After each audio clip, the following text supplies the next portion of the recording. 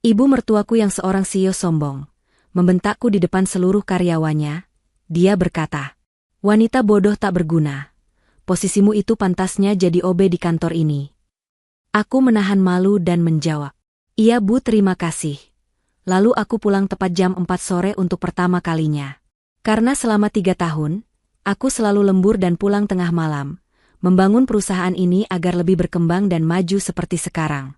Aku memutuskan untuk tidak datang ke kantor lagi, tapi 3 hari kemudian, 43 panggilan tak terjawab masuk di HP-ku. Karena, sebelum ceritanya dimulai, silahkan tulis di kolom komentar dari daerah mana saja teman-teman yang menonton cerita ini. Jangan lupa like dan subscribe agar channel ini bisa semakin berkembang dan bisa mempersembahkan cerita yang lebih menarik lagi. Suara Tiffany yang tenang dan jelas menggema di ruang rapat utama. Ia berdiri di depan layar proyektor besar, hijabnya yang berwarna biru pastel serasi dengan blazer profesional yang ia kenakan. Di hadapannya, duduk jajaran manajer dan kepala divisi perusahaan. Di ujung meja oval yang panjang, di kursi CEO yang paling besar, duduk Ibu Riani. Ibu mertuanya itu menatapnya dengan pandangan tajam. Bibirnya terkatup rapat, seolah mencari-cari kesalahan terkecil sekalipun. Tiffany sudah terbiasa dengan tatapan itu. Selama 3 tahun membangun perusahaan ini dari nol, tatapan itu adalah sarapannya sehari-hari. Seperti yang bisa kita lihat di proyeksi kuartal ketiga, dengan mengalihkan fokus digital kita ke target demografis baru, kita berhasil meningkatkan konversi penjualan sebesar 22%. Tiffany melanjutkan, tangannya menggerakkan pointer laser ke grafik yang sedang naik. Ia adalah otak di balik strategi ini, sama seperti ia adalah otak di balik hampir semua kesuksesan perusahaan selama 3 tahun terakhir. Perusahaan ini, yang dibanggakan Ibu Riani sebagai miliknya, sebenarnya berdiri di atas pondasi warisan ayah Tiffany. Uang jerih payah ayahnya yang ia investasikan seluruhnya, atas nama cinta pada suaminya, Julian, putra tunggal Ibu Riani. Tiba-tiba, layar proyektor berkedip. Gambar grafik hilang, digantikan layar biru dengan pesan kesalahan teknis. Tiffany sedikit terkejut, namun tetap tenang. Ia menekan tombol pada laptopnya. Tidak ada perubahan. Ia mencabut kabel HDMI dan memasangnya kembali. Masih sama. Suasana di ruang rapat menjadi tegang. Tiffany tahu ini masalah sepele. Mungkin proyektornya yang terlalu panas atau kabelnya yang longgar sedikit. Ia baru saja akan meminta staf IT untuk memeriksanya ketika suara dingin Ibu Riani memecah keheningan. "Selalu ada masalah jika kamu yang presentasi, Tiffany." Tiffany menoleh. "Maaf, Bu. Sepertinya ada masalah teknis kecil pada proyektor." "Masalah teknis?" Ibu Riani tertawa sinis. Suaranya sengaja dikeraskan agar didengar semua orang. "Atau operatornya yang tidak kompeten? Saya sudah bilang berkali-kali, jangan pakai orang yang tidak kompeten untuk tugas penting." Wajah Tiffany memanas. Ia merasa puluhan pasang mata kini menatapnya, sebagian kasihan, sebagian takut. "Saya bisa melanjutkan tanpa visual, Bu. Poin utamanya adalah..." "Cukup." Ibu Riani menggebrak meja. Ia berdiri. Wanita parubaya yang selalu tampil glamor itu berjalan mendekati Tiffany. Ia menatap menantunya itu dari atas ke bawah dengan tatapan menghina. "Presentasi berantakan. Data tidak bisa ditampilkan. Kamu membuang-buang waktu semua orang di sini. Kamu tahu apa masalahmu? Kamu tidak pantas berada di ruangan ini." Tiffany menahan napas. Ini lebih buruk dari biasanya. Ibu Riani mencondongkan tubuhnya ke depan, jarinya menunjuk lurus ke wajah Tiffany. "Wanita bodoh tak berguna," teriaknya. Suaranya melengking tinggi, memenuhi setiap sudut ruangan. "Posisimu itu pantasnya jadi OB di kantor ini. Tukang bersih-bersih. Bukan sok sibuk mengatur strategi." Hening. Total hening. Bahkan suara pendingin ruangan seolah ikut mati. Para manajer menundukkan kepala, tidak ada yang berani menatap. Mereka semua tahu siapa Tiffany. Mereka tahu Tiffany adalah orang yang bekerja hingga tengah malam setiap hari. Mereka tahu Tiffany yang merancang sistem, Tiffany yang menegosiasikan kontrak besar, Tiffany yang membangun perusahaan ini sementara Ibu Riani hanya datang untuk rapat dan memotong pita. Tapi mereka juga tahu siapa Ibu Riani. Dan mereka lebih memilih menyelamatkan pekerjaan mereka. Air mata menggenang di pelupuk mata Tiffany, tapi ia menolak untuk membiarkannya jatuh. Rasa malu yang membakar menjalar dari pipinya hingga ke ujung kaki. 3 tahun pengabdian. 3 tahun lembur tanpa bayaran. 3 tahun menelan hinaan diam-diam demi menjaga keutuhan rumah tangganya, demi menghormati Julian yang ia cintai. Semuanya hancur lebur dalam satu teriakan di depan umum. Batasnya sudah terlewati. Sesuatu di dalam dirinya retak, lalu patah. Selesai. Ia menarik napas panjang, mencoba menstabilkan suaranya. Ia menatap lurus ke mata Ibu Riani yang masih menyala marah. Dengan suara yang datar, nyaris berbisik namun terdengar jelas di ruangan yang senyap itu, Tiffany berkata, "Iya, Bu. Terima kasih." Ia berbalik, tidak lagi mempedulikan laptop atau materi presentasinya. Ia berjalan ke mejanya yang berada di ruangan terbuka bersama karyawan lain. Semua mata mengikutinya. Ia mengambil tas tangannya. Ia melihat jam di dinding. Tepat pukul 4 sore. Untuk pertama kalinya dalam 3 tahun, ia akan pulang tepat waktu. Ia tidak pernah pulang sebelum jam 10 malam. Seringkali ia baru sampai di rumah lewat tengah malam, ketika Julian sudah tertidur. Ia berjalan melewati lobi, melewati resepsionis yang menatapnya kaget. Ia keluar dari gedung kantor yang megah itu. Gedung yang dibelinya dengan uang warisan ayahnya. Ia masuk ke mobilnya dan duduk terdiam selama beberapa menit. Air mata yang ia tahan akhirnya mengalir deras. Bukan air mata kesedihan. Itu adalah air mata kelegaan. Kelegaan karena beban yang ia pikul sendirian, akhirnya ia lepaskan. Perjalanan pulang terasa berbeda. Ia melihat matahari sore, sesuatu yang sudah lama tidak ia nikmati. Ia sampai di rumahnya yang asri, rumah yang ia beli bersama Julian. Suaminya adalah pria yang baik. Julian memiliki perusahaan teknologinya sendiri yang sedang berkembang. Julian tidak pernah tahu sedetail apa perlakuan ibunya di kantor. Tiffany selalu menutupinya. Ia tidak ingin Julian terpecah antara memilih istri atau ibunya. Ia selalu berkata pada Julian, "Ibu cuma sedang stres, Mas. Biasa." Tapi hari ini berbeda. Tiffany masuk ke rumah. Julian ternyata sudah pulang. Ia sedang duduk di sofa ruang tamu, membaca tablet kerjanya. Mendengar pintu terbuka, Julian mendongak. Keningnya langsung berkerut dalam. "Tiffany, sayang, kamu sudah pulang? Ini baru jam, ya ampun. Kamu kenapa?" Julian langsung berdiri dan menghampirinya. Ia melihat mata Tiffany yang sembab dan merah. Ia melihat kerapuhan di wajah istrinya yang biasanya selalu tegar. "Lin, ada apa? Apa yang terjadi di kantor? Apa ibu?" Tiffany tidak sanggup berkata-kata. Ia hanya menyerahkan dirinya ke dalam pelukan suaminya, dan tangisnya pecah di sana. Ia menceritakan semuanya. Setiap kata hinaan. Teriakan Ibu Riani. Tatapan para karyawan. Keputusannya untuk pulang. Julian mendengarkan dalam diam. Pelukannya semakin erat. Tiffany bisa merasakan otot-otot di lengan dan punggung suaminya mengeras. Itu bukan pelukan kasihan. Itu adalah pelukan kemarahan yang tertahan. Setelah Tiffany selesai berbicara dan tangisnya mereda, Julian melepaskan pelukannya pelan. Ia menangkup wajah istrinya. Wajah Julian, yang biasanya tenang dan hangat, kini terlihat keras. "Cukup," kata Julian dengan suara rendah namun penuh penekanan. "Aku sudah selesai bersikap baik. Aku minta maaf, sayang. Aku minta maaf karena selama ini membiarkanmu menanggung ini sendirian demi menjaga perasaanku. Kamu tidak akan kembali ke neraka itu. Besok, kita ambil kembali apa yang jadi hak milikmu.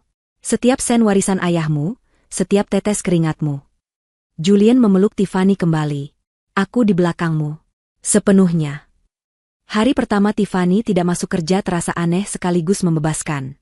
Ia bangun pagi seperti biasa, melaksanakan sholat subuh, namun kali ini ia tidak terburu-buru mengenakan pakaian kerja. Ia mematikan ponsel kantornya dan memasukkannya ke dalam laci. Ponsel pribadinya tetap menyala. Pagi itu, ia dan Julian sarapan dengan tenang. Setelah Julian berangkat ke kantornya, Tiffany tidak sendirian. Pukul 9 pagi, tim pengacara Julian, firma hukum korporat terbaik di kota, tiba di rumahnya. Mereka duduk di ruang kerja Tiffany. Selama 3 jam berikutnya, Tiffany membeberkan semuanya. Ia bukan wanita bodoh seperti yang diteriakkan Ibu Riani. Ia adalah wanita yang sangat teliti. Ia menyerahkan salinan bukti transfer bank 3 tahun lalu, menunjukkan aliran dana masif dari rekening warisannya ke rekening perusahaan yang baru didirikan. Ia menunjukkan salinan email, proposal bisnis, rancangan sistem, dan strategi pemasaran yang semuanya ia buat. Ia memiliki catatan terperinci tentang jam kerjanya. Pengacara utama, seorang pria parubaya bernama Pak Darmawan, mendengarkan dengan saksama, sesekali mengangguk. "Ini lebih dari cukup, Bu Tiffany," kata Pak Darmawan. "Perjanjian awal tidak menyebutkan ini sebagai pinjaman, melainkan investasi penyertaan modal. Secara teknis, Ibu Riani hanya memegang saham minoritas. Ibu adalah pemilik mayoritas yang sah atas perusahaan itu. Fakta bahwa ibu tidak terdaftar secara resmi di akta adalah kelalaian administratif yang bisa diperdebatkan, tapi aliran dana tidak bisa berbohong. Sementara itu, di gedung perusahaan, Ibu Riani duduk di ruangannya. Ia menganggap ketidakhadiran Tiffany hanyalah drama seorang menantu yang sedang merajuk. Biar saja, katanya pada sekretarisnya. Nanti juga dia kembali sendiri. Dia butuh pekerjaan ini. Ibu Riani sama sekali tidak sadar bahwa Tiffany tidak butuh pekerjaan itu. Perusahaan itulah yang membutuhkan Tiffany. Kenyataan mulai menggigit pada hari kedua. Pagi itu, seluruh sistem manajemen hubungan pelanggan atau CRM lumpuh. Sistem itu dirancang khusus oleh Tiffany untuk mengelola data ribuan klien. Tepat di hari pertama setiap bulan, sistem itu akan meminta autentikasi keamanan 2 langkah yang kuncinya hanya dikirimkan ke email pribadi Tiffany sebagai administrator utama. Tanpa autentikasi itu, tim penjualan tidak bisa mengakses data, tidak bisa melacak prospek, tidak bisa mengirimkan penawaran. Kepala Divisi Penjualan, Pak Rahmat, mengetuk pintu ruangan Ibu Riani dengan panik. Maaf, Bu. Sistem CRM kita mati total. Kami tidak bisa bekerja. Ibu Riani mengerutkan kening. Mati bagaimana? Panggil IT. Sudah, Bu. Tim IT bilang mereka tidak bisa membobolnya. Sistemnya meminta kunci autentikasi yang hanya dimiliki Bu Tiffany. Kami sudah mencoba menelepon beliau, tapi ponsel kantornya tidak aktif. Bersamaan dengan itu, telepon di meja Ibu Riani berdering. Itu adalah Pak Mario, klien terbesar mereka, penyumbang hampir 30% pendapatan perusahaan. Ibu Riani mengangkatnya dengan senyum palsu. Halo, Pak Mario, apa kabar? Suara di seberang sana jauh dari ramah. Riani, di mana laporan progres vital yang dijanjikan Tiffany hari ini? Saya membutuhkannya untuk rapat dewan saya siang ini. Kenapa dia tidak bisa dihubungi?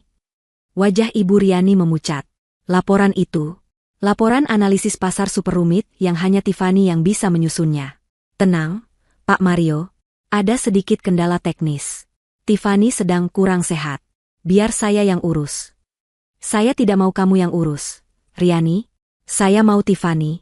Kualitas kerjamu dan Tiffany itu berbeda. Saya beri waktu sampai jam makan siang. Jika laporan itu tidak ada di meja saya, anggap kontrak kita selesai. Telepon ditutup. Ibu Riani mulai panik. Ia menyambar teleponnya dan mencoba menghubungi Tiffany. Tidak aktif. Ia mencoba menghubungi Julian, suaminya. Tidak diangkat. Julian sedang rapat dengan tim pengacaranya.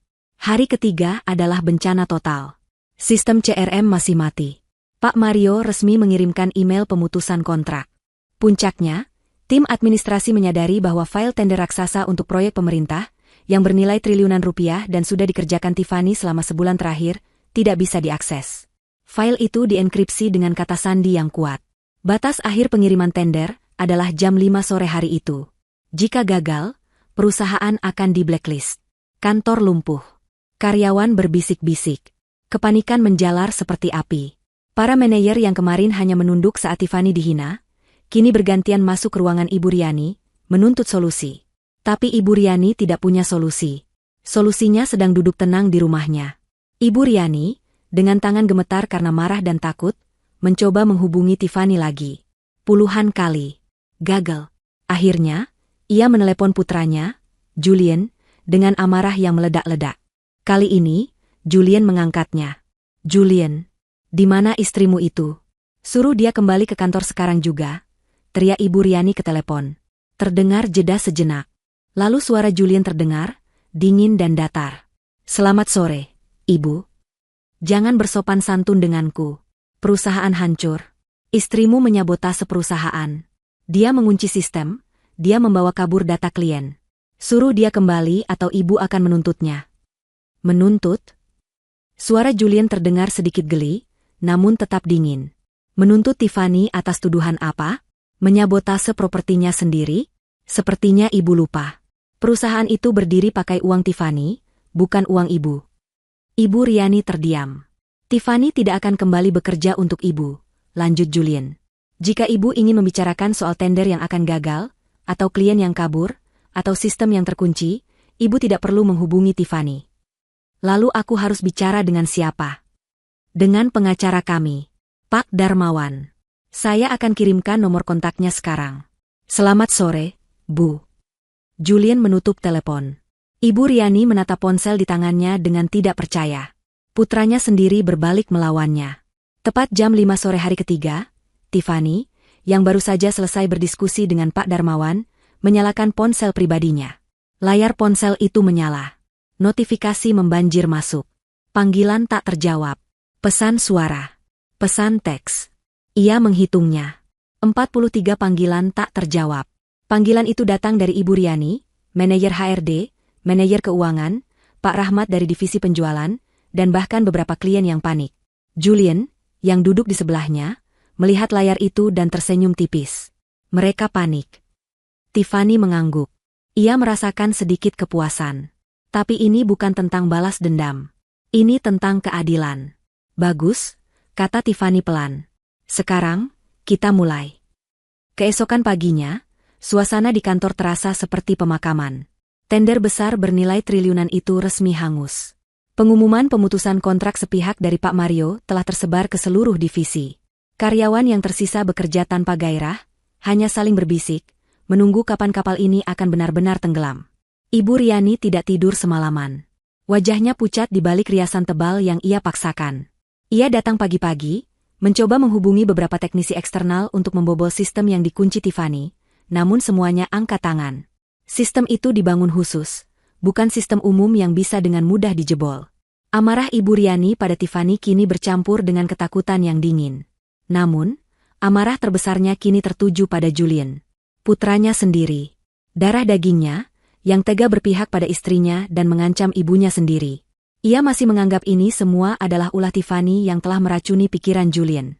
Ia masih merasa dirinya lah yang menjadi korban. Ia duduk di kursi CEO-nya, merencanakan cara untuk membalas, mungkin dengan menyewa pengacaranya sendiri, ketika sekretarisnya masuk dengan gugup. Ibu, ada kurir dari firma hukum Darmawan dan rekan. Dia bilang harus menyerahkan dokumen ini secara pribadi kepada ibu. Jantung Ibu Riani berdebar kencang. Firma hukum Darmawan adalah firma korporat termahal dan paling ditakuti di kota ini. Julian tidak main-main. Suruh dia masuk. Seorang pria berjas rapi, bukan kurir biasa, masuk ke ruangannya. Ia membawa map kulit tebal. Dengan sopan namun tegas, ia meletakkan map itu di meja Ibu Riani dan menyodorkan lembar tanda terima. Silakan tanda tangan di sini, Ibu Riani. Ibu Riani menandatanganinya dengan tangan gemetar. Pria itu mengangguk, berbalik, dan pergi. Meninggalkannya sendirian dengan dokumen yang terasa membara di atas meja. Dengan napas tertahan, ia membukanya. Itu bukan surat. Itu adalah somasi resmi. Surat peringatan hukum. Matanya bergerak cepat membaca baris demi baris. Tuntutan itu jelas dan mematikan.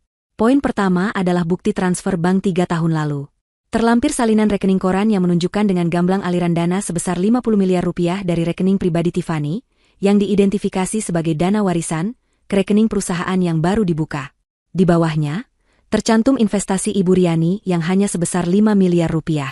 Poin kedua adalah tuntutan hukum. Tiffany, sebagai investor utama, menuntut diadakannya rapat umum pemegang saham luar biasa atau RUPSLB. Agendanya, penyesuaian akta perusahaan untuk mencerminkan kepemilikan saham yang sesungguhnya. Berdasarkan perhitungan modal awal, Tiffany menuntut pengakuan atas 90% saham perusahaan. Ibu Riani, dengan modal 5 miliarnya, hanya berhak atas 10%. Ini berarti Tiffany tidak hanya meminta kembali haknya. Tiffany akan mengambil alih seluruh perusahaan secara legal, dan Ibu Riani akan ditendang dari kursi CEO. Poin ketiga adalah yang paling membuatnya gemetar. Surat itu menyatakan adanya dugaan kuat atas penyelewengan dana perusahaan dan mismanajemen fatal yang disengaja. Oleh karena itu, Tiffany menuntut dilakukannya audit forensik penuh dan menyeluruh oleh tim independen yang ditunjuk oleh firma hukum Darmawan. Tim audit meminta akses penuh ke semua pembukuan, rekening bank, server, dan catatan keuangan perusahaan yang akan dimulai besok pagi pukul 9. Ibu Riani merasa mual. 90%. Audit forensik. Ini bukan lagi drama keluarga. Ini adalah perang bisnis yang telah direncanakan dengan sempurna. Tiffany, wanita berhijab pendiam yang selama ini ia anggap bodoh dan penurut, ternyata telah mengumpulkan semua bukti. Dan Julian, putranya, berada di baliknya, menyediakan amunisi legal terkuat. Kemarahannya meledak. Ia menyambar ponselnya yang baru, yang lama ia banting kemarin, dan menghubungi nomor Julian. Ia tidak peduli lagi dengan pengacara. Ia ingin memaki putranya. Julian, apa maksudmu ini? Kamu mau menghancurkan ibumu sendiri? Teriaknya begitu telepon tersambung. Kamu dan istrimu itu mau merampok perusahaan yang sudah ibu bangun. Terdengar helaan napas di seberang. Suara Julian tetap dingin, tanpa emosi. Selamat pagi, Ibu. Saya lihat Ibu sudah menerima suratnya. Itu bukan perampokan. Itu namanya mengambil hak. Perusahaan itu dibangun Tiffany. Ibu hanya menumpang nama di atasnya. Beraninya kamu bicara seperti itu. Ibu yang membesarkanmu. Ibu yang memberimu hidup. Dan ini balasanmu? Membela perempuan tidak tahu diri itu? Saya membela istri saya. Saya membela kebenaran, jawab Julian, suaranya menajam. Ibu yang tidak tahu diri. Ibu menghina istri saya di depan umum, padahal ibu hidup mewah dari hasil keringatnya. Ibu pikir kami tidak tahu? Ibu pikir Tiffany bodoh? Dia memang bodoh. Dia terlalu baik. Tapi sekarang sudah tidak lagi. Waktu ibu bermain-main sudah habis. Tim audit akan tiba besok pagi jam 9. Saya harap ibu bersikap kooperatif. Pastikan semua staf keuangan ibu hadir dan semua dokumen siap. Aku tidak akan mengizinkannya. Aku akan panggil pengacara. Aku akan panggil keamanan. Ini perusahaanku. Silakan saja, balas Julian tenang. Jika ibu menghalangi tim audit yang bekerja atas nama investor mayoritas, pengacara kami akan langsung mendaftarkan gugatan pidana atas ibu sore harinya.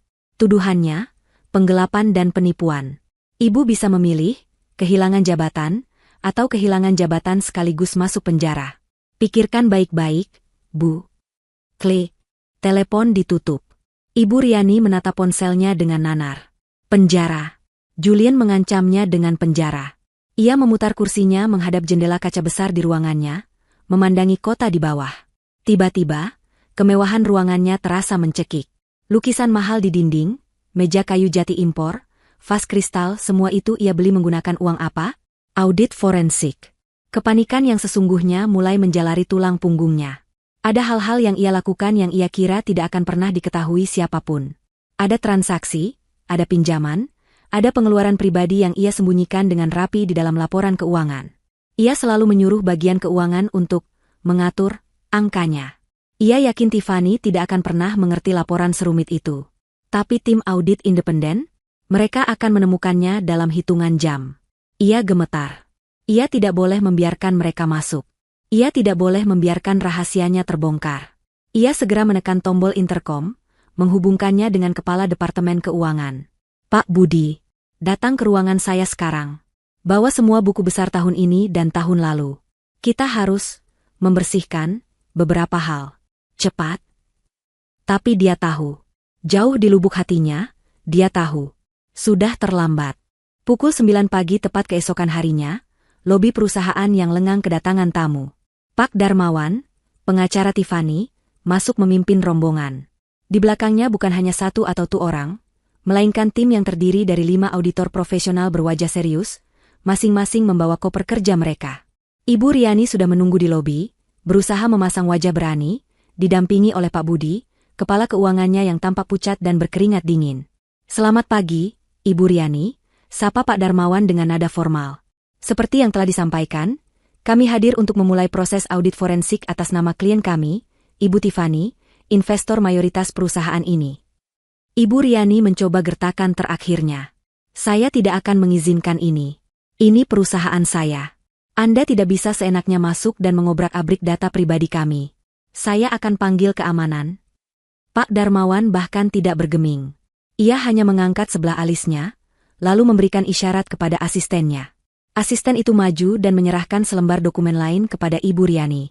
Itu adalah surat perintah pengadilan yang baru saja terbit pagi ini, Bu, jelas Pak Darmawan. Berdasarkan bukti awal investasi dari klien kami, pengadilan mengabulkan permintaan audit penuh. Jika Ibu atau staf Ibu mencoba menghalangi, menghambat, atau merusak barang bukti, kami akan menganggapnya sebagai penghinaan terhadap pengadilan dan tindak pidana. Pihak berwajib sudah kami siagakan di seberang jalan. Jadi, silakan putuskan. Kaki Ibu Riani lemas. Gertakannya gagal total. Ia menatap Pak Budi, yang hanya bisa menunduk pasrah. Upaya mereka semalaman untuk membersihkan buku jelas tidak ada gunanya. Baik, desis Ibu Riani, ruang rapat dewan kosong. Kalian bisa pakai di sana. Pak Budi akan membantu kalian. Terima kasih atas kerjasamanya, kata Pak Darmawan. Tim saya akan mulai bekerja. Kami meminta akses penuh ke ruang server, seluruh komputer di Departemen Keuangan, dan semua buku besar fisik serta rekening koran bank selama 3 tahun terakhir. Tim audit itu bergerak cepat dan efisien. Mereka menyebar seperti tim operasi khusus.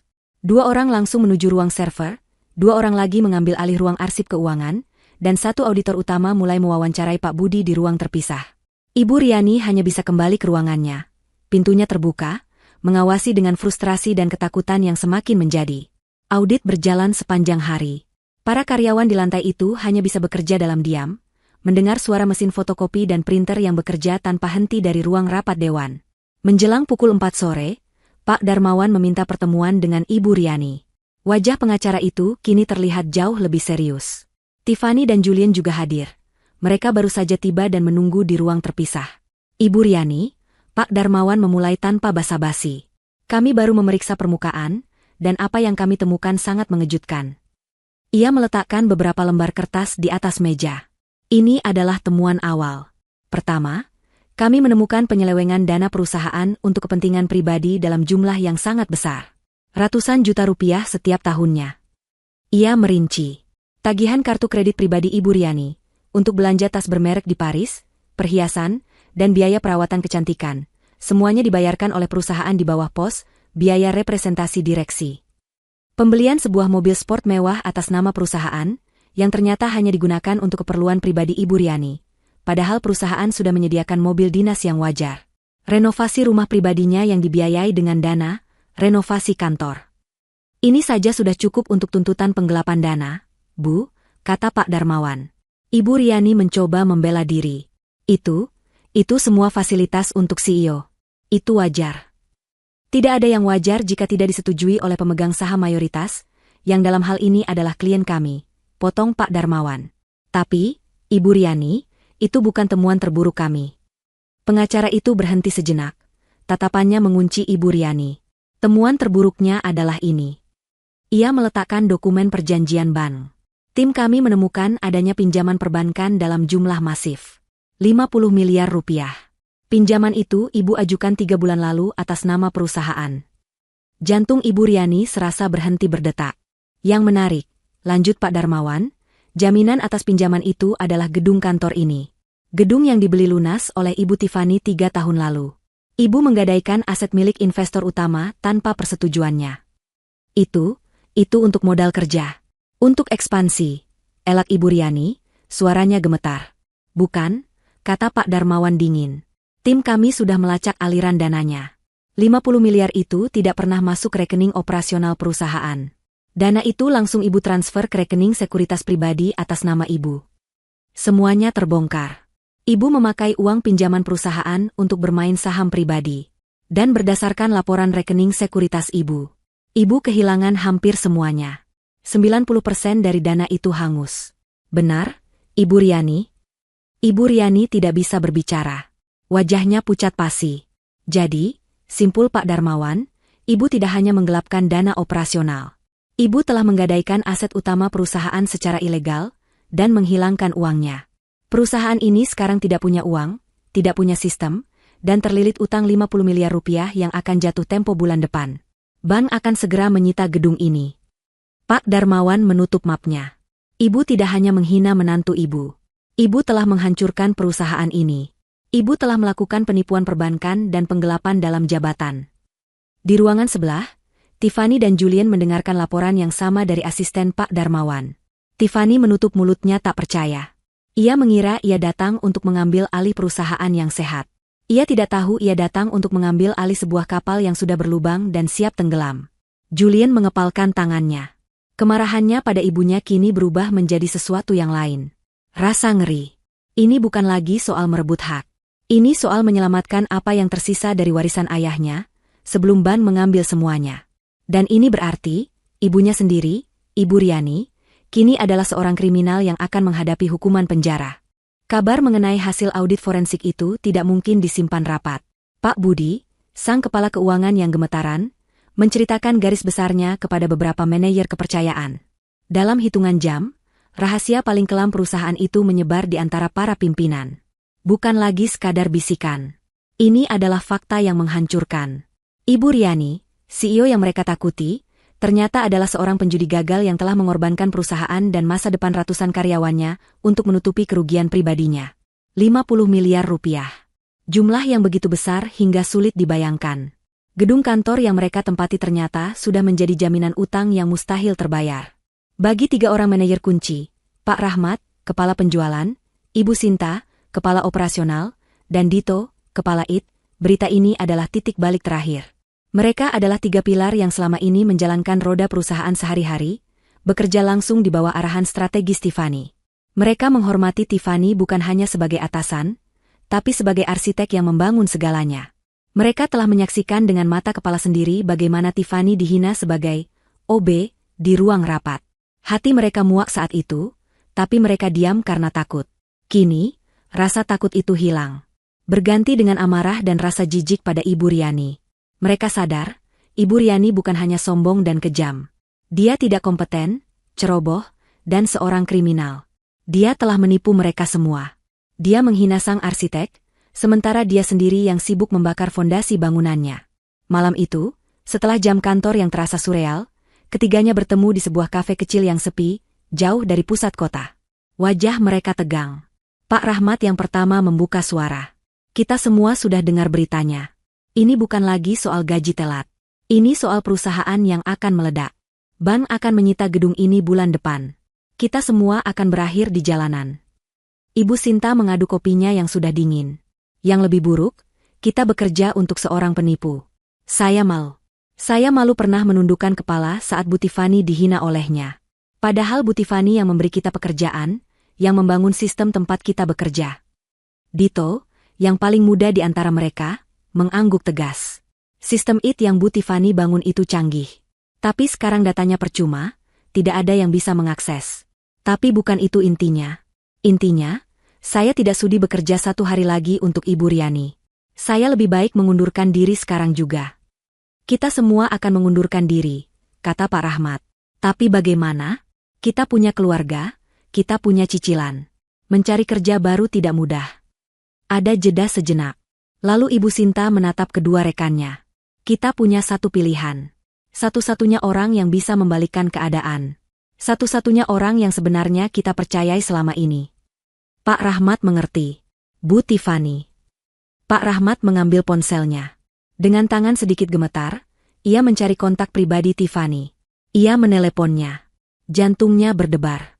Dering pertama. Dering kedua. Diangkat. Halo, Pak Rahmat.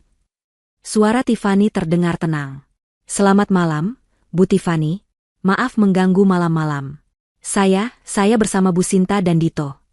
Pak Rahmat menjelaskan situasi mereka. Dia tidak menuduh. Dia hanya menyampaikan fakta yang mereka dengar, dan keputusan bulat mereka. Kami bertiga sudah sepakat. Bu, kami akan mengundurkan diri besok pagi. Kami tidak bisa lagi bekerja untuk Ibu Riani. Kami hanya ingin Ibu tahu, kami ada di pihak Ibu. Selalu. Terdengar keheningan sejenak di seberang. Lalu Tiffany menjawab, Pak Rahmat, terima kasih atas kepercayaan Bapak. Jangan mengundurkan diri dulu. Bisa kita bertemu sekarang? Saya akan ajak suami saya. Saya kirimkan lokasinya. 1 jam kemudian, di ruang privat kafe itu, Tiffany dan Julien duduk berhadapan dengan 3 manajer inti tersebut. Tiffany, dengan hijabnya yang sederhana, memancarkan aura wibawa yang tidak pernah mereka lihat sebelumnya. Di sampingnya, Julien, sang CEO perusahaan teknologi, menatap mereka dengan tajam namun ramah. Kelima orang itu berbicara. Rahmat, Sinta, dan Dito Fu menumpahkan semua frustrasi mereka, kekaguman mereka pada Tiffany, dan kebingungan mereka akan masa depan. Setelah mereka selesai, Julien yang angkat bicara. Bapak dan Ibu sekalian, ia memulai. Pertama, saya ucapkan terima kasih atas loyalitas Anda pada istri saya. Kedua, saya harus jujur. Perusahaan Ibu Riani tidak bisa diselamatkan. Utang 50 miliar dan penyitaan aset bank sudah di depan mata. Kami tidak akan mencoba mengambil alih perusahaan bangkrut itu. Kami akan membiarkannya tenggelam bersama kaptennya. Rahmat, Sinta, dan Dito saling berpandangan. Wajah mereka pucat. Jadi, ini benar-benar akhir? Tapi, lanjut Julian, kami tidak akan membiarkan talenta terbaik di perusahaan itu ikut tenggelam. Julian tersenyum tipis.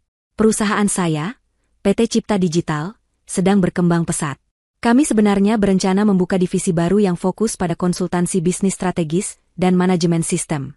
Kami hanya kekurangan pemimpin yang tepat. Ia menoleh ke istrinya. Sekarang, kami sudah punya pemimpinnya. Divisi baru ini akan dipimpin langsung oleh Tiffany. Tiffany menatap ketiga manajernya. Divisi ini tidak akan bisa berjalan tanpa tim yang solid. Tanpa orang-orang yang sudah terbukti integritas dan kemampuannya. Saya tidak butuh karyawan. Saya butuh mitra kerja. Mata ketiga manajer itu berbinar. Julian menyambung. Pak Rahmat, kami ingin Anda memimpin pemasaran dan pengembangan bisnis. Ibu Sinta, Anda akan menjadi kepala operasional. Dan Dito, Anda akan menjadi kepala pengembangan teknologi dan sistem. Anda tidak akan bekerja untuk Ibu Riani. Anda akan bekerja bersama Tiffany, membangun sesuatu yang baru, yang bersih, dan yang jauh lebih besar. Kami siapkan kontrak kerja malam ini juga. Rasa lega yang luar biasa membanjiri ketiga orang itu. Ini bukan hanya tawaran pekerjaan. Ini adalah sekoci penyelamat. Ini adalah sebuah kehormatan. Kami ikut, Pak. Kami ikut, Bu Tiffany, kata Pak Rahmat, nyaris serentak dengan yang lain. Keesokan paginya, Ibu Riani sedang duduk di ruangannya, mencoba menghubungi pengacara kriminal yang mahal. Ia masih belum menyadari apa yang akan terjadi. Pukul 9 pagi, satu persatu, tiga pilar utamanya masuk. Pertama Pak Rahmat. Ia meletakkan surat di meja. Ibu Riani, ini surat pengunduran diri saya. Efektif segera. Belum sempat Ibu Riani bereaksi, Ibu Sinta masuk. Ini surat pengunduran diri saya, Bu. Terima kasih. Lalu Dito. Saya juga mengundurkan diri, Bu. Ibu Riani menatap ketiga surat itu, lalu menatap tiga wajah yang berdiri tegak di depannya. Wajah-wajah itu tidak lagi menunjukkan rasa takut. Hanya ketegasan. Kalian semua, suaranya bergetar. Kalian mengkhianatiku? Kalian pergi di saat perusahaan sedang sulit? Ibu Sinta, yang biasanya paling pendiam, maju selangkah. Kami tidak mengkhianati Ibu. Kami hanya menolak untuk tenggelam bersama Ibu. Ibu yang mengkhianati kami semua, mengkhianati Bu Tiffany, saat Ibu mempertaruhkan masa depan kami di meja judi saham. Selamat tinggal, Bu. Ketiganya berbalik badan dan berjalan keluar ruangan. Ibu Riani terperangah. Ia sendirian. Benar-benar sendirian di dalam kantor mewah yang kini terasa seperti kuburan. Tidak ada sistem. Tidak ada klien.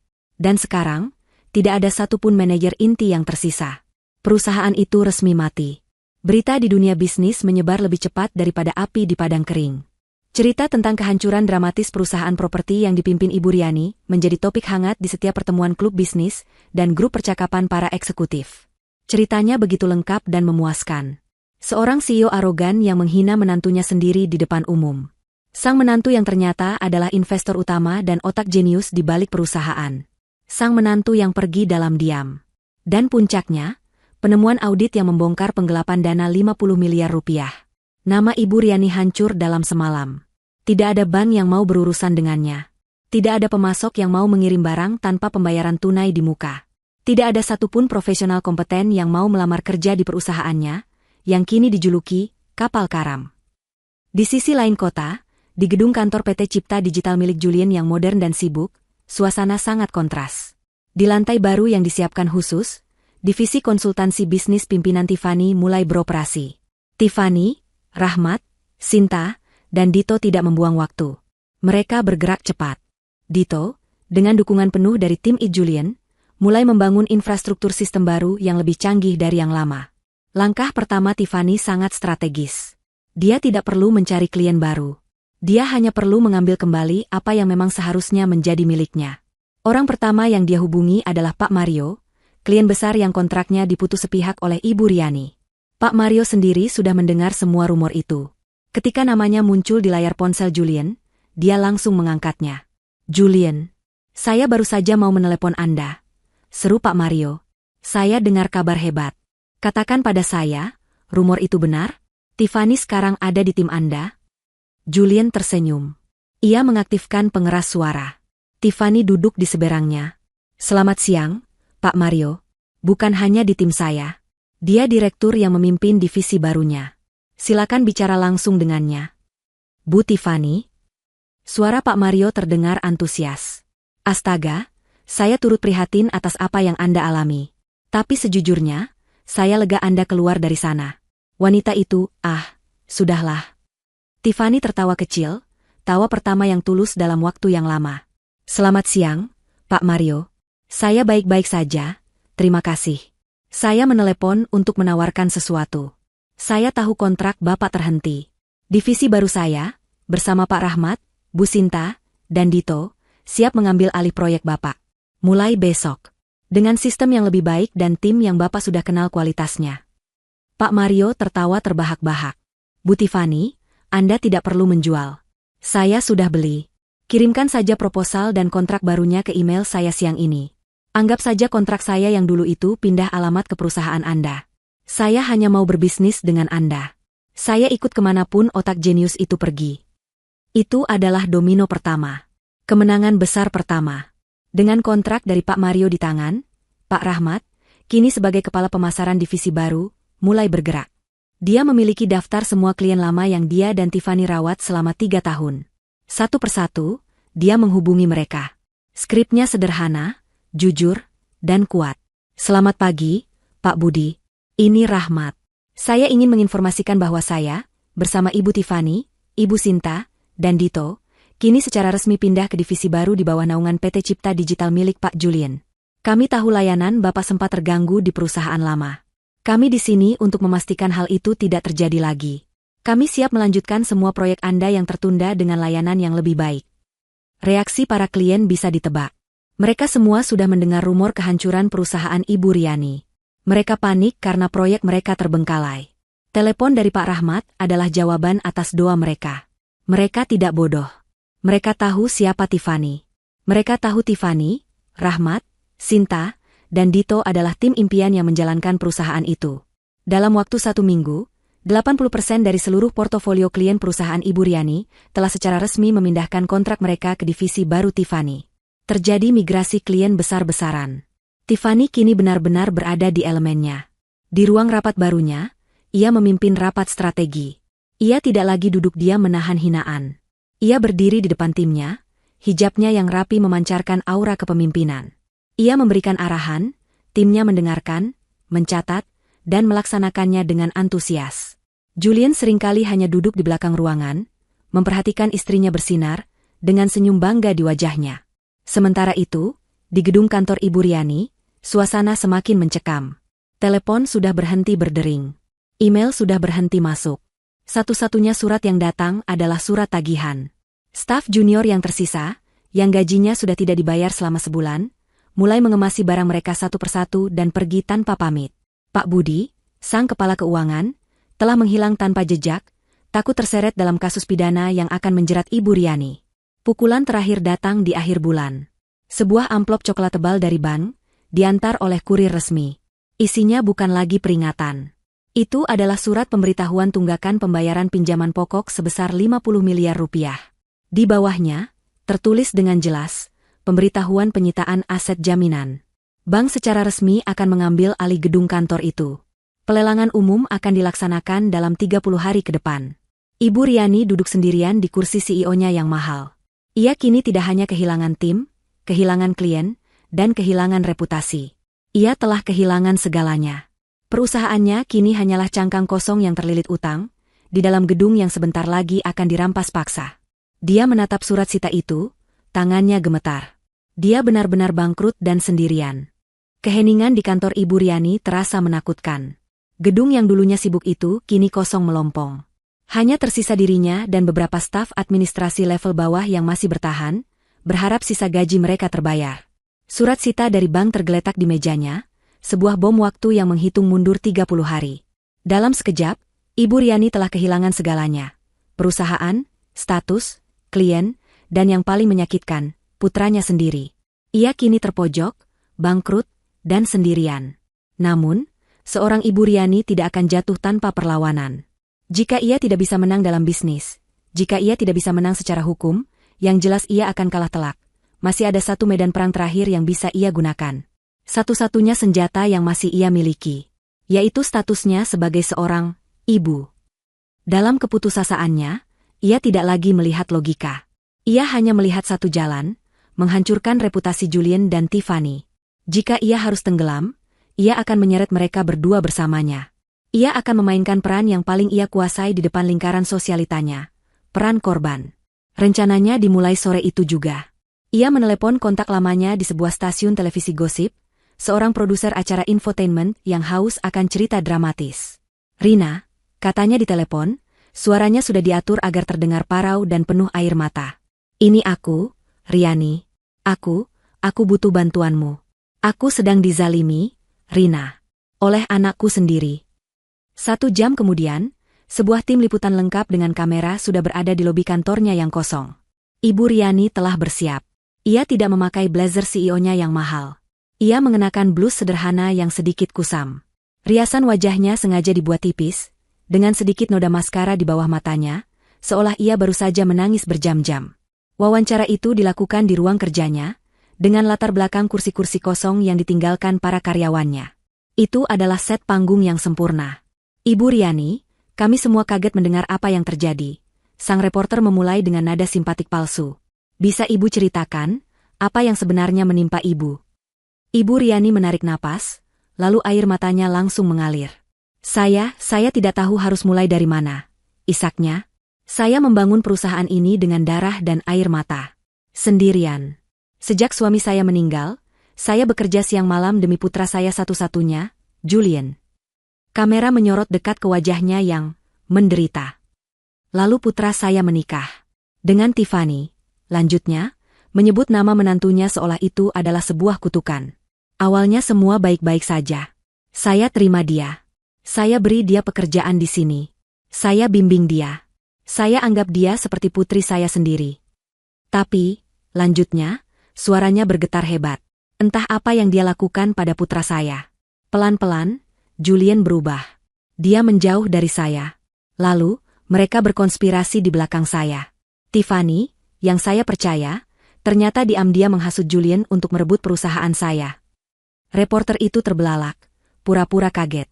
"Merebut, Bu? Maksud ibu?" "Ya, mereka memfitnah saya. Mereka bilang saya menggelapkan uang, padahal itu semua bohong. Mereka membajak semua karyawan saya.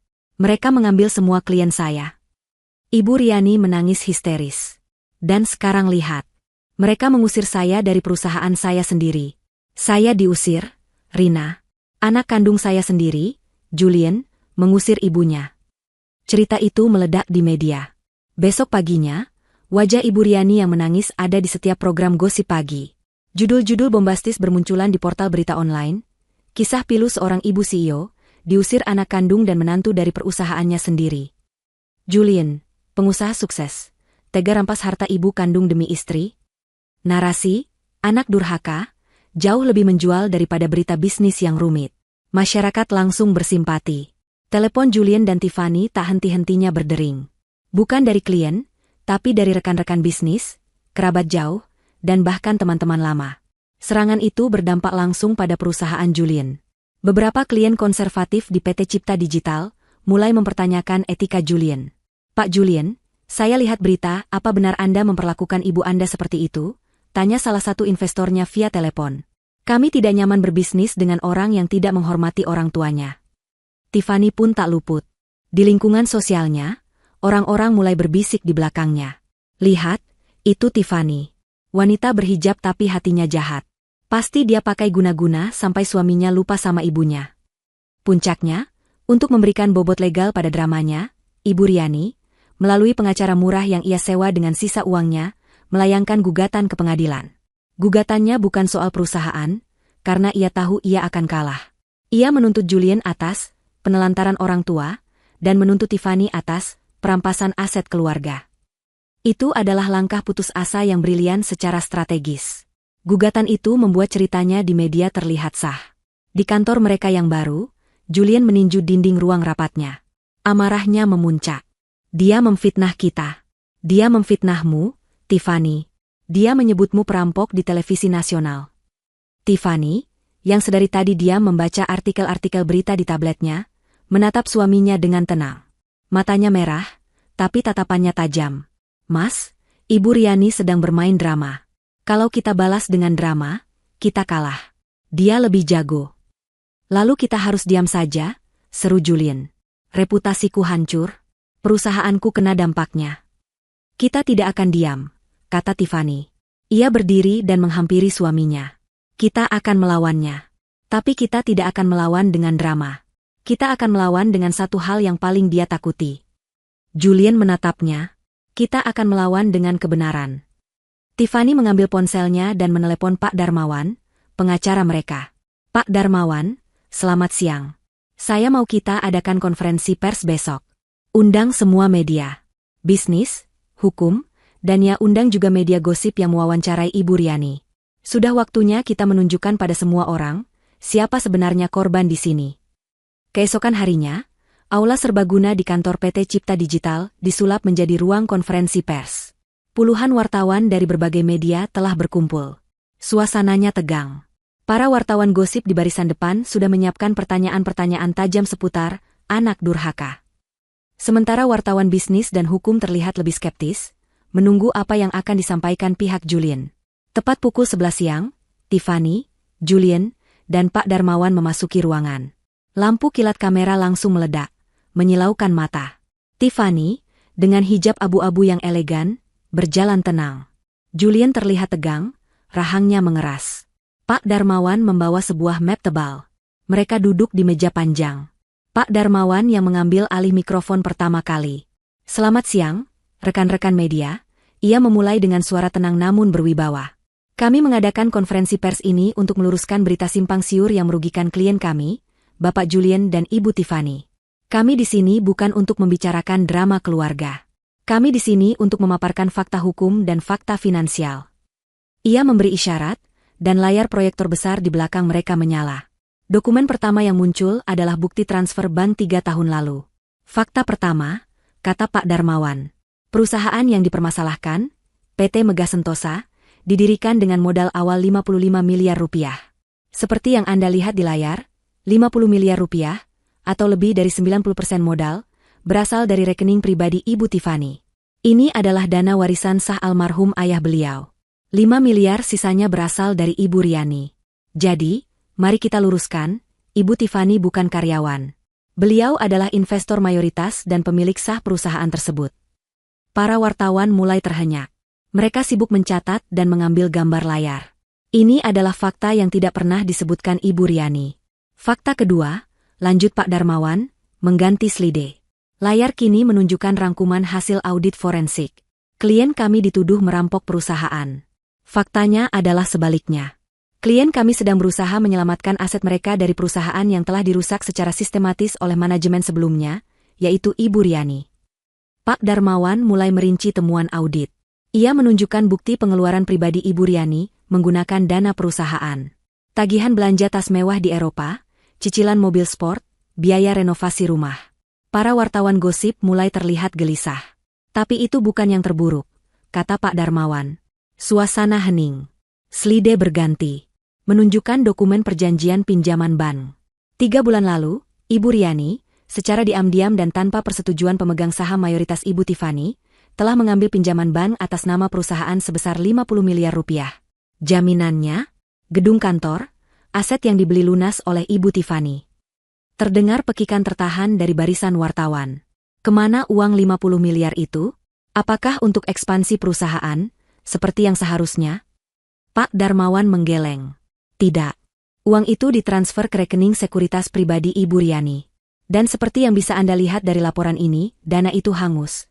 Hilang 90% di pasar saham. Ibu Riani mempertaruhkan aset perusahaan untuk menutupi kerugian judi sahamnya. Ruangan itu meledak dalam bisikan. Fakta ini terlalu mengejutkan. Jadi, simpul Pak Darmawan, perusahaan itu bangkrut bukan karena klien saya pergi.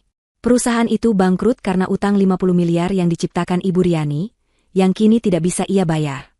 Bank telah mengeluarkan surat sita resmi. Pak Darmawan mundur. Giliran Julian maju ke mikrofon. Wajahnya menahan emosi.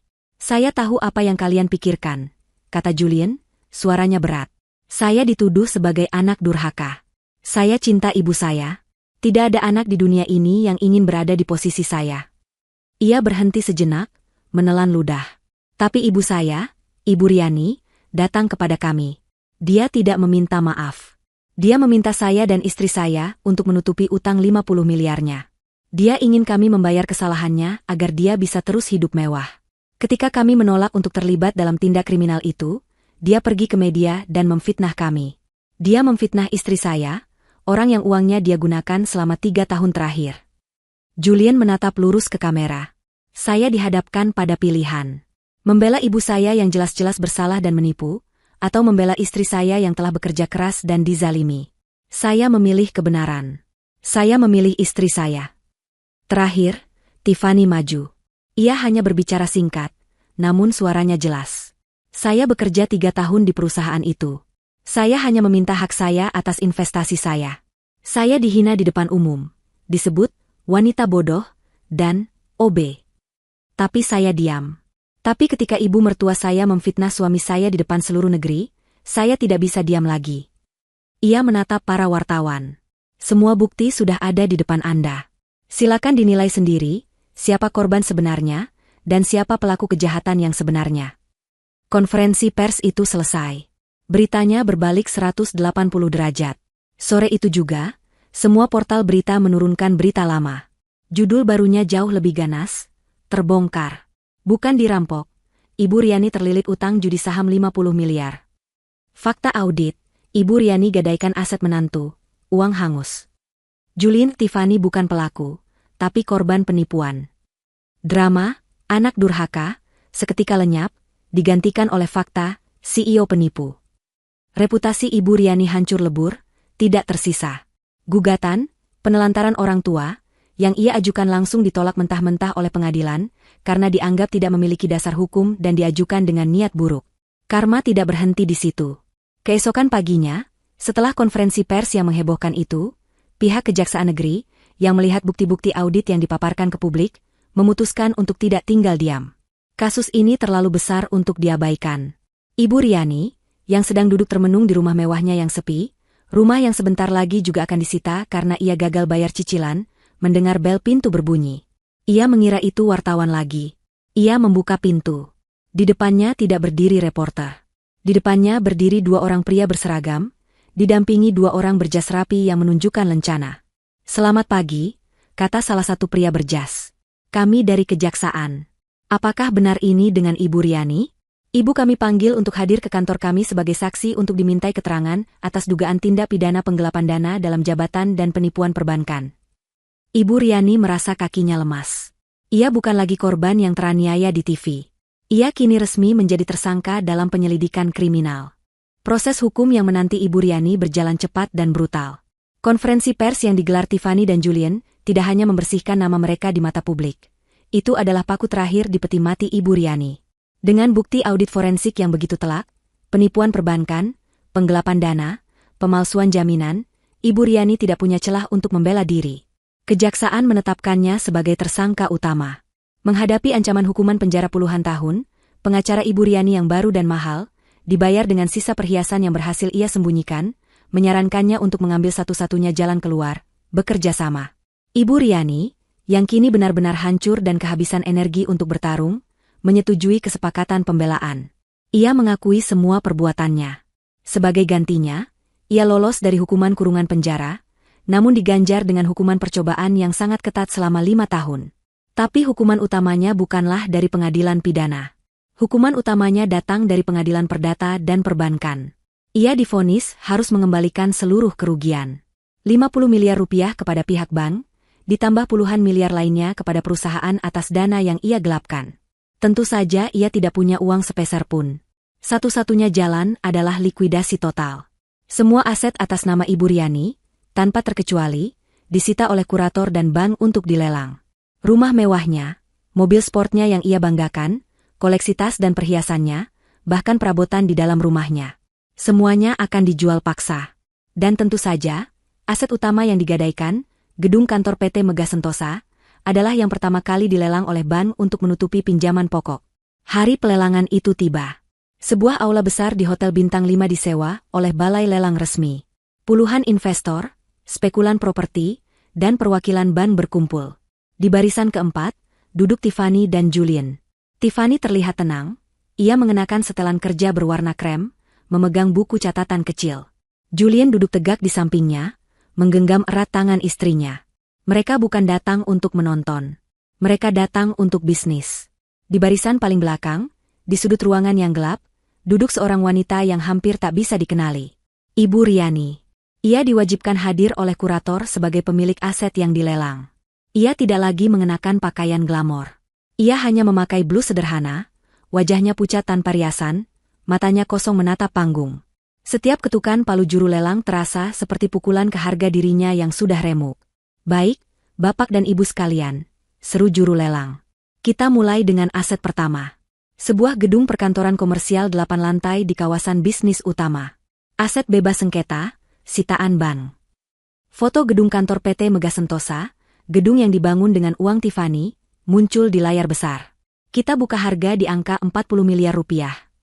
Para spekulan langsung mengangkat papan mereka. 41. 42. 42,5. Harga merangkak naik. Tiffany hanya diam memperhatikan. Julian berbisik, belum, sayang. Biarkan mereka saling menaikkan harga. Tiffany mengangguk. Harga terus naik, mencapai angka 48 miliar. Ibu Riani di belakang hanya menunduk.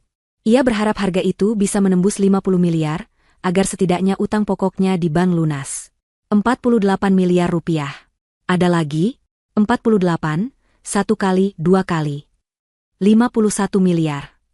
Suara Tiffany tenang namun tegas, memotong ucapan juru lelang. Seluruh ruangan menoleh ke arahnya. Tiffany mengangkat papannya dengan mantap. Para spekulan terdiam. 51 miliar adalah harga pasar yang wajar. Mereka ragu untuk menaikkan lagi. Juru lelang tersenyum lebar. Luar biasa. 51 miliar rupiah dari ibu di barisan keempat. Ada yang berani menawar lebih tinggi? 51 miliar, 1 kali, 2 kali. Ibu Riani di belakang mengangkat kepalanya. Ia melihat punggung Tiffany. Menantunya yang dulu ia sebut OB. Kini wanita itu dengan santai mengeluarkan uang 51 miliar untuk membeli gedung yang ia hancurkan. Rasa malu dan iri membakarnya. Dan 3 kali terjual kepada ibu Tiffany. Palu diketuk dengan keras. Tiffany menutup buku catatannya. Selesai, bisiknya pada Julian. Ia telah membeli kembali apa yang menjadi miliknya, kali ini dengan cara yang bersih, legal, dan disaksikan semua orang. Acara berlanjut. Mobil sport Ibu Riani terjual. Koleksi lukisannya terjual. Sekarang, tiba di aset terakhir. Aset yang paling personal. Aset terakhir hari ini, kata juru lelang. Sebuah rumah tinggal mewah di kawasan elit Kebayoran. Luas tanah 2000 meter persegi, lengkap dengan kolam renang dan perabotan impor. Foto rumah Ibu Riani, tempat ia biasa mengadakan pesta sosialita, tempat ia menghina Tiffany saat makan malam keluarga, muncul di layar. Ini adalah benteng terakhir kebanggaan Ibu Riani. Kita buka harga di 10 miliar rupiah. Penawaran berlangsung lebih lambat. Ini rumah tinggal, pasarnya lebih sempit. Harga naik pelan. 10,5. 11. 11,5. Di angka 12 miliar, penawaran berhenti. 12 miliar rupiah. 1 kali. 2 kali. Juru lelang bersiap mengetuk palu. Di barisan belakang, bahu Ibu Riani mulai bergetar. Ia terisak dalam diam. Ia kini sadar. Setelah palu itu diketuk, ia akan benar-benar menjadi gelandangan. Ia tidak punya tempat tinggal. Tidak punya apa-apa lagi. 12 miliar, 3. 15 miliar. Suara itu bukan suara Tiffany. Suara itu berat dan tegas. Julian yang mengangkat papannya. Seluruh ruangan kembali menoleh. Tiffany menatap suaminya, sedikit terkejut, namun ia kemudian tersenyum tipis dan mengangguk, seolah mengerti. Para penawar lain langsung mundur. Lompatan 3 miliar terlalu besar. Ibu Riani di belakang mendongak. Matanya yang basah air mata menatap tidak percaya ke arah putranya. Julian? Julian yang membelinya? Untuk apa? Untuk mengusirnya secara pribadi? Juru lelang tidak membuang waktu. 15 miliar rupiah. 1 kali. 2 kali. 3 kali. Terjual. Kepada Bapak Julian. Palu diketuk. Lelang selesai. Para peserta mulai bubar. Tiffany dan Julian berjalan ke depan untuk menandatangani dokumen. Ibu Riani tetap duduk di kursinya, membeku. Ia tidak tahu harus berbuat apa. Ia telah kehilangan segalanya, namun di detik terakhir, putranya membeli rumahnya. Apa artinya ini? Apakah ini belas kasihan? Ataukah ini bentuk penghinaan yang baru? Ketidakpastian ini terasa lebih menakutkan daripada kehilangan rumah itu sendiri. 1 tahun berlalu sejak hari pelelangan yang dramatis itu. Waktu telah mengubah segalanya. Gedung kantor 8 lantai yang dibeli Tiffany telah direnovasi total. Papan nama PT Megah Sentosa yang suram telah lama dicopot. Kini di atasnya terpampang logo baru yang elegan, Tiffany Khrekan, Konsultansi Strategis, sebuah divisi independen di bawah payung PT Cipta Digital. Kantor itu kini sibuk, modern, dan penuh energi positif. Tiffany, dengan gaya kepemimpinannya yang tenang namun tegas, telah membangun reputasi sebagai konsultan bisnis paling dicari di kota. Ia tidak hanya mengambil kembali klien lama, ia mendapatkan puluhan klien baru yang jauh lebih besar. Pak Mario menjadi mitra setia, dan kesuksesan proyek mereka menjadi studi kasus di banyak majalah bisnis. Pak Rahmat, Ibu Sinta, dan Dito, sebagai mitra kerja Tiffany, menikmati kesuksesan yang tidak pernah mereka bayangkan. Mereka dihormati, digaji sangat layak, dan yang terpenting, mereka bekerja di lingkungan yang sehat. Tiffany dan Julian kini dikenal sebagai pasangan emas di dunia bisnis. Mereka kuat, beretika, dan tak terpisahkan. Lalu, bagaimana dengan Ibu Riani? Ibu Riani masih tinggal di rumah mewah di Kebayoran. Rumah yang dibeli Julian di pelelangan itu. Dari luar, tidak ada yang berubah. Rumputnya masih terpotong rapi, kolam renangnya masih biru jernih. Tapi di dalam, segalanya berbeda. Saat Julian menandatangani akta jual beli rumah itu, ia tidak mendaftarkannya atas namanya. Ia mendaftarkannya 100% atas nama istrinya, Tiffany. Itu adalah hadiahnya untuk Tiffany. Sebuah simbol bahwa semua yang ia miliki, ia serahkan pada istrinya yang telah ia pilih. Karma Ibu Riani bukanlah kemiskinan di jalanan. Karmanya jauh lebih dalam dari itu. Dia diizinkan tinggal di rumah itu. Dia tidak diusir. Julian masih memberinya uang bulanan yang cukup untuk makan dan kebutuhan sehari-hari. Tapi hanya itu. Dia tidak punya kekuasaan. Dia tidak punya status. Dia tidak punya teman. Lingkaran sosialitanya telah mengucilkannya sejak skandal penipuannya terungkap. Mereka malu bergaul dengan seorang kriminal yang gagal. Dia kini hidup sebagai seorang numpang. Setiap hari ia bangun di kamar tidur yang bukan miliknya. Ia berjalan di lantai marmer yang dibayar oleh menantunya. Ia makan nasi yang dibeli dengan uang belas kasihan dari orang yang pernah ia sebut bodoh dan OB. Dia tidak punya mobil. Jika ia ingin pergi, ia harus memesan taksi online. Dia tidak punya kartu kredit. Dia tidak punya akses ke rekening bank manapun selain rekening tabungan yang diisi Julian setiap bulan. Dia adalah seorang tahanan di dalam istananya sendiri. Terisolasi dalam kemewahan yang bukan haknya. Baginya, yang terbiasa memerintah dan menghina, ketergantungan ini adalah siksaan psikologis yang jauh lebih berat daripada hukuman penjara. Sore itu, di akhir pekan, sebuah mobil memasuki halaman rumah. Julian dan Tiffany datang berkunjung. Ini adalah kunjungan rutin mereka sebulan sekali, untuk memastikan ibunya baik-baik saja. Mereka duduk di ruang tamu yang megah namun terasa dingin. Ibu Riani, kini terlihat jauh lebih tua, menyajikan teh untuk mereka. Tangannya sedikit gemetar. Tidak ada lagi tatapan arogan. Hanya ada tatapan kosong dan lelah. Setelah hening yang panjang, Ibu Riani akhirnya menatap Tiffany. Suaranya pelan dan parau. Ini adalah pertanyaan yang ia pendam selama 1 tahun. Kenapa? Tanyanya. Tiffany dan Julian saling berpandangan. Kenapa apanya? Bu, tanya Julian lembut. Kenapa kalian membeli rumah ini? Kenapa kalian masih memberiku uang? Kenapa tidak biarkan saja aku di jalanan? Bukankah itu yang pantas aku dapatkan? Julian hendak menjawab, tapi Tiffany memberi isyarat pelan. Tiffany yang akan menjawabnya. Tiffany menatap lurus ke mata wanita yang telah menghancurkan hidupnya, dan yang hidupnya kini ada di tangannya.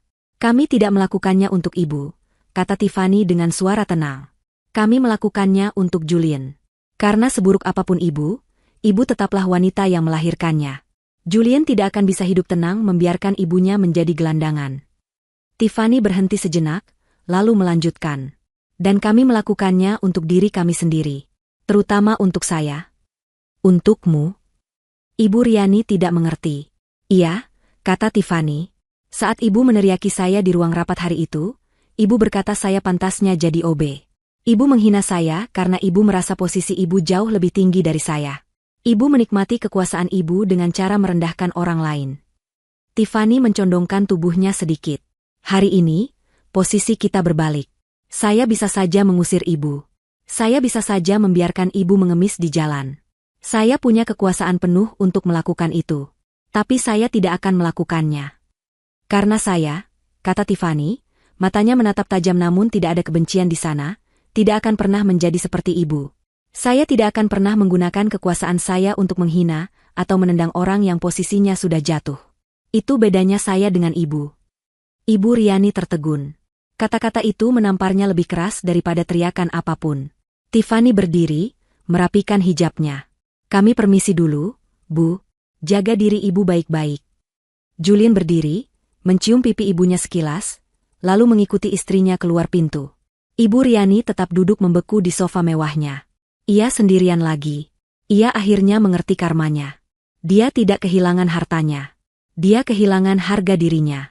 Dia diampuni, tapi dia tidak akan pernah dimaafkan. Dia harus menghabiskan sisa hidupnya dalam kemewahan yang disediakan oleh Tiffany. Sebagai pengingat abadi bahwa menantu yang ia sebut, OB tak berguna, itu, ternyata memiliki martabat dan belas kasihan yang jauh lebih tinggi daripada yang pernah ia miliki.